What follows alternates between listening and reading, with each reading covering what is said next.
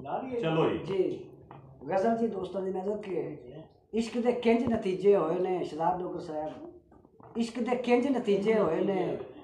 मैनू सब सुनीजे होए ने इश्क दे किंज नतीजे होए ने मैनू सब सुनीजे होए ने मैनू मेरी गुरबत दस्या तेरे यार भतीजे होए मैनू मेरी गुरबत दस्या तेरे यार भतीजे होए ने फिर इतवारी घाटा पैसी फिर इतवारी घाटा पैसी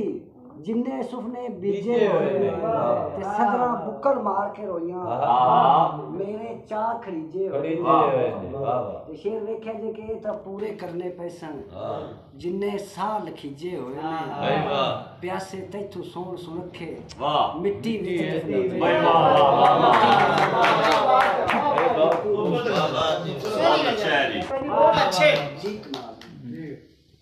जिनिया ओनू पचियां होइयां सीने अग्गा मचियां होइयां जिनिया ओनू पचियां होइयां सीने अग्गा मचियां होइयां केइयां घुंगरू शौक दे बन्ने कुछ मजबूरन नचियां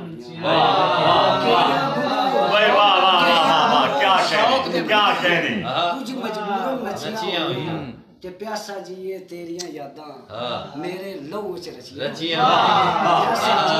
ये तेरियां यादां मेरे लहू च रचियां होइयां जिस ते मैं भरोसे कीते दिल ते जख्म भी उससे कीते यादां दी मैं पोटली बन्नी दिल दे फट मैं कोसे मेरे मन दे अंदर वस के नाल मेरे सू रोसे कीते ते सोचा औंदा बुत बनाया चिंता ने फिर बोसे कीते प्यासे नू जगता ने मारे तू सज्जन चंगे चोसे वाह वाह एक ताजा कलाम जी पोटली वाला शेर जी पोटली वाला यादां दी पोटली यादां दी मैं पोटली बन्नी दिल दे फट मैं कोसे वाह वाह कमाल ते एक ताजा कलाम दोस्तां दी नजर के दियां ते लिखा है कि सिर ते किन्ना तिक्कण मापे सिर ते किन्ना तिक्कण मापे धी दे लाड नू सिक्कण मापे वाह वाह धी दा दाज बनावण दे लई थां थां जाके विकण मापे दियां पिछे टोरन लोको दियां पिछे टोरन लोको